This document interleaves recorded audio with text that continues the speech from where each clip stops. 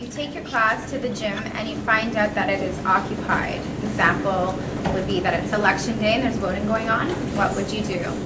So our group was just discussing pretty briefly. I think as teachers you have to be flexible and learn how to work on the fly, have kind of tricks up your sleeve, maybe some prepared lessons or activities. So either take them outside and maybe do gym outside depending on the weather, or take them back to the class and do gym or DPA kind of in. You can move your desk around and do activities in the classroom. Great.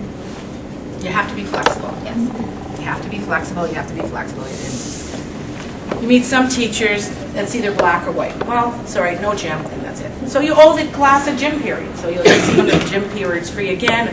But usually for elections, I just gave that for an example, you always know ahead of time that the gym is going to be used. I mean, God forbid they miss gym. Phys ed is like a whole different ballgame anyway. So you owe it to them. You can take them to the library. If you have a computer lab in your school and it's free, you can take them there. Great. Or outside if the weather's great. Last group over here, please. Your class is just too noisy and won't settle down. What will you do? We talked about a couple of basic strategies: turning the lights on and off, putting your hand up and waiting for them.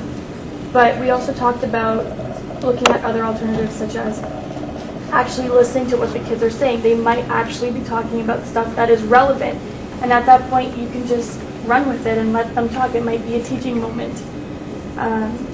Another alternative is, instead of trying to get your voice high and talking over the kids, do the opposite and lower your voice so that they really have to focus to hear what you're saying to them. Excellent. You had something else? Or? Well, is it a repeated behavior, or is it just like something that's unusual for your class? If it's a repeated behavior. Well, if it's a repeated behavior, you got to do something about that. Yeah, that's for sure. But yeah. you know, if you want to get a point across, you've got to get their attention of some sort. Then, you know. But if it's repeated, then they start looking up. Management techniques. In my website about discipline and classroom management, but seriously, but not just in this particular case, because you are right. If you raise your voice, they raise it, then it becomes a power struggle. Who can talk louder? And so doing the opposite. I just want you to be quiet because I have something important to tell you. And if you don't be quiet, then I'll hear you listen. See, everyone was listening to them. Gotcha. Seriously, that's how you can do it. Or you can just stand there. I know some teachers blow a whistle. Don't do that. They can. Primary kids do that. You know, with the lights on and off, or the teacher goes hands on head. You know. Anyways, they do some type of motion like that. They have a little sort of signal for the class to do whatever. Junior kids won't respond to that. They also do the echo clapping, and the class is supposed to do that as well. So it depends on your method, but yes, great, wonderful. Now I understand. Excuse me. I understand that 4 people unfortunately have to leave. So, okay, who are the 4?